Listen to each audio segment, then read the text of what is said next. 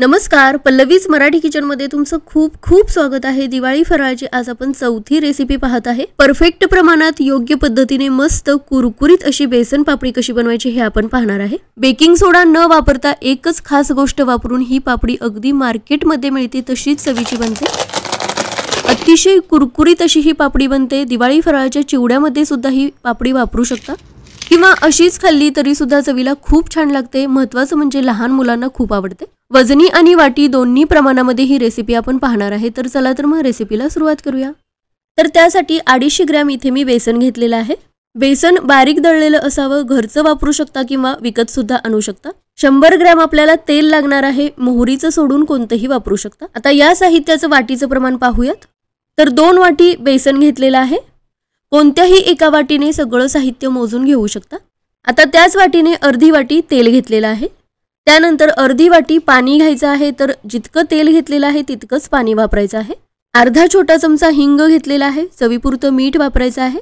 आणि आता एक खास गोष्ट म्हणजे या पापडीसाठी आपल्याला पापड खार वापरायचा आहे। तळणीचे पदार्थ बनवण्यासाठी किंवा पापड बनवण्यासाठी आपण जो पापड खार वापरतो तोच इथे वापरायचा आहे। अगदी कमी प्रमाणात हे आपल्याला वापरायचं आहे, पण त्यामुळे आपली पापडी मस्त खुसखुशीत होणार आहे। आता एक मिक्सरचं भांडं घ्यायचं आहे। यामध्ये सुरुवातीला पाणी घेतलं, त्यानंतर यामध्येच घेतलेलं सगळं तेल काढून घेतलं। त्यानंतर यामध्येच हिंग सुद्धा घ्यायचा, चवीपुरतं मीठ घ्यायचं किंवा अर्धा चमचा मीठ घेतलं। आता यामध्येच आपल्याला पापड खार सुद्धा ऍड करायचं आहे। तर हे पहा, फक्त पाव चमचा इथे मी पापड खार घेतलेला आहे।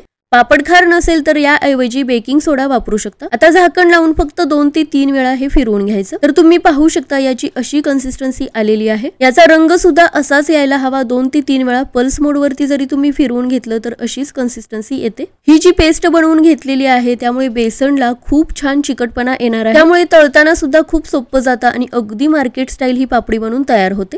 आता दुसरी महत्त्वाची गोष्ट म्हणजे बेसन आपल्याला चाळूनच घ्यायचं आहे। तर गव्हाच्या पिठाच्या चाळणीने हे बेसन मी चाळून घेतलं।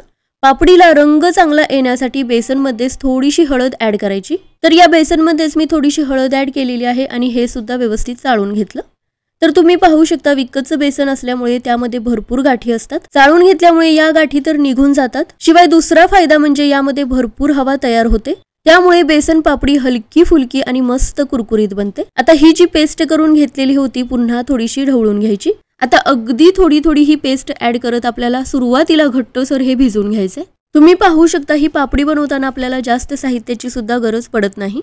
जर तिखट पापडी हवी असेल तर थोडंसं लाल तिखट वापरू शकता। तर हे पहा, अगदी थोडं थोडं हे मिश्रण ऍड करत घट्टसर भिजवून घेतलं। परफेक्ट पापडी येण्यासाठी इथून पुढची प्रोसेस महत्त्वाची आहे। तर हे पहा, घट्टसर भिजवून घेतल्यानंतर याला हातानेच थोडंसं मळून घ्यायचंय। तर थोडं थोडं हे मिश्रण ऍड करत याला मळून घ्यायचं आहे, म्हणजे यामध्ये अगदी मस्त चिकटपणा तयार होतो आणि या पिठाला चकाकीपणा सुद्धा मस्त येतो। तर हे पहा, हातानेच एकाच दिशेने याला 1 ते 2 मिनिटे हलवत राहायचे। आता हे मिश्रण थोडंसं पातळ व्हायला सुरुवात झालेली आहे। याला मस्त चिकटपणा यायला सुद्धा सुरुवात झालेली आहे। 2 मिनिटानंतर उरलेली सगळी पेस्ट मी यामध्ये काढून घेतली। आता पुन्हा 1 मिनिटभर एकाच दिशेने याला पुन्हा हलवत राहायचं। आता याची कन्सिस्टन्सी तुम्ही पाहू शकता अगदी परफेक्ट आलेली आहे। चिकटपणा, चकाकीपणा आणि रंग सुद्धा तुम्ही पाहू शकता अगदी परफेक्ट आलेला आहे। हातानेच हे आपल्याला फेटून घ्यायचं आहे, जास्त वेळ फेटत बसायची गरज नाही। जास्तीत जास्त 3 मिनिटे याला मी फेटून घेतलेला आहे आणि लगेचच याला अशा प्रकारची कन्सिस्टन्सी येते। जास्त मेहनत करायची काही गरज नाही।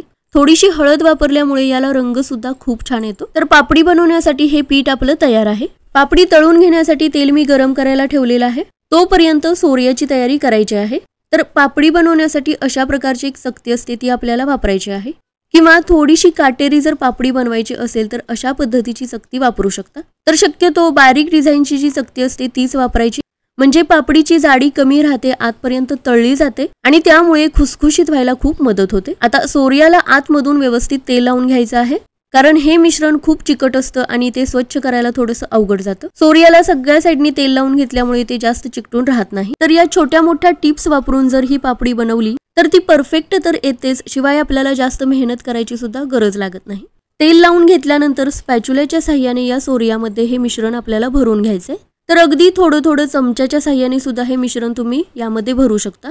आता सोर्यामध्ये हे मिश्रण आपल्याला खालीपासून वरपर्यंत व्यवस्थित भरून घ्यायचं आहे। यामध्ये बिलकुल हवा शिल्लक राहायला नको। आता हे मिश्रण चिकट असल्यामुळे आणि थोडंसं पातळ असल्यामुळे यामध्ये हवा भरण्याची शक्यता जास्त असते, तर ते होऊ नये त्यासाठी एक ट्रिक पाहूया. तर सोरिया एकदा भरून झाल्यानंतर खाली चकतीला बोट लावून घ्यायचं आणि एका साइडनी हा सोरिया थोडासा टॅप करून घ्यायचा. यामुळे हे पीठ अगदी खाली तळापर्यंत जातं, यामध्ये हवा बिलकुल शिल्लक राहत नाही आणि त्यामुळे तळताना सुद्धा मध्ये मध्ये कुठेही पापडी तुटत नाही. अगदी एकसारखी चक्र याची तयार होतात. सोरिया भरून झाल्यानंतर वरच्या साईडला थोडीशी जागा ठेवली आणि याचं झाकण लावून घेतलं. तेल चांगलं कडकडीत गरम केलेलं आहे. त्यानंतर गॅसची फ्लेम थोडीशी कमी केलेली आहे आणि अशा पद्धतीने एका हाताने सोरिया फिरवत फिरवत याची पापडी पाडून घ्यायची आहे. 3 ते 4 लेयर याच्या पाडून घ्यायच्या आणि त्यानंतर थोडंसं थांबून सोरिया काढून घ्यायचा. जास्त लेयर याच्या पाडून घेतल्या तर आतपर्यंत व्यवस्थित तळलं जात नाही, त्यामुळे सोरिया फक्त 3 ते 4 वेळा फिरवून घेतलेला आहे. गॅसची फ्लेम मीडियम ठेवायची आहे. झाऱ्याला थोडंसं कडक लागल्यानंतर हलक्या हाताने याला थोडंसं प्रेस करत राहायचं. अगदी हलक्या हाताने तेलामध्ये हे बुडवून घ्यायचं आहे, म्हणजे वरचा लेयर सुद्धा मस्त तळला जातो आणि तो सुद्धा क्रिस्पी बनतो. तेलातली बुडबुडे पूर्णपणे कमी आल्यानंतरच हे आपल्याला पलटून घ्यायचंय. तर तुम्ही पाहू शकता पापडी कुठेही तुटलेली नाही, अगदी एकसारखी आलेली आहे. यासाठी पीठ आपल्याला अगदी परफेक्ट भिजवून घ्यायचं आहे. तर तेलातले बुडबुडे कमी आलेले आहेत. आता याला आपण पलटून घ्यायचं. तर अगदी काळजीपूर्वक हळूवारपणे याला पलटून घ्यायचं, म्हणजे पापडी कुठेही तुटत नाही आणि हातावरती तेल उडायची शक्यता नसते. तेलातले बुडबुडे पूर्णपणे कमी आलेले आहेत. दोन्ही साइडनी ही पापडी अगदी परफेक्ट तळली गेलेली आहे. याचा रंग तुम्ही पाहू शकता. या रंगावरती याला काढून घ्यायचंय, म्हणजे आतपर्यंत व्यवस्थित तळली सुद्धा जाते, अजिबात कच्ची राहत नाही. आता तेलामधून काढून घेतल्यानंतर प्लेटमध्ये किंवा टिश्यू पेपरवरती ठेवायची नाही, तर अशा पद्धतीने एखाद्या जाळ्यावरती किंवा चाळ्यामध्ये सुद्धा काढून ठेवू शकता. यामुळे यातलं तेल तर सगळं निथळून जातं, शिवाय पटकन थंड होते, अजिबात मऊ पडत नाही. तर अशाच पद्धतीने सगळ्या पापड्या बनवून घ्यायच्या. तेल आणि पाण्याचं जे आपण मिश्रण बनवून घेतलेलं होतं ते सुद्धा आपण या पिठामध्ये सगळं वापरलेलं आहे आणि या पिठाची परफेक्ट कन्सिस्टन्सी येण्यासाठी एक्स्ट्रा तेल किंवा एक्स्ट्रा पाणी वापरायची गरज लागलेली नाही. त्यामुळे या पद्धतीने जर साहित्याचं प्रमाण घेतलं तर बेसन पापडी अगदी परफेक्ट येणारच आहे. तर हे पहा, अशा पद्धतीने सगळी बेसन पापडी या रंगावरती येईपर्यंत तळून घ्यायची. आता ही पापडी तळून झाल्यानंतर पूर्णपणे थंड करून झाल्यानंतर याचं वजन मी तुम्हाला करून दाखवणारच आहे. 1/2 किलोच्या प्रमाणात हे आपण बनवलेलं आहे. तुम्हाला अर्धा किलोच्या प्रमाणात जर बनवायचं असेल तर साहित्याचं प्रमाण डिस्क्रिप्शन बॉक्स मध्ये मिळेल. आता सगळ्या पापड्या तळून घेतल्या. पटकन थंड होण्यासाठी अशा पद्धतीने एखाद्या स्टँड वरती किंवा जाळ्यावरती ठेवून द्यायच्या आणि ही बेसन पापडी आता पूर्णपणे थंड झालेली आहे. याला रंग सुद्धा खूप छान आलेला आहे. अगदी मार्केटमध्ये जशी बेसन पापडी मिळते तशीच दिसत आहे. तर हे पहा, तळताना सुद्धा याचे अजिबात तुकडे झालेले नाहीत.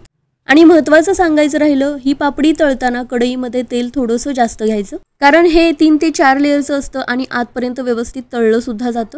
तर तुम्ही पाहू शकता अगदी आतपर्यंत ही बेसन पापडी तळली गेलेली आहे. त्यामुळे खूप दिवस टिकण्यास सुद्धा मदत होते. अगदी संपेपर्यंत कुरकुरीत राहते. यामध्ये तिखट अजिबात वापरलेलं नाही, त्यामुळे लहान मुलांना सुद्धा ही पापडी खूप आवडते.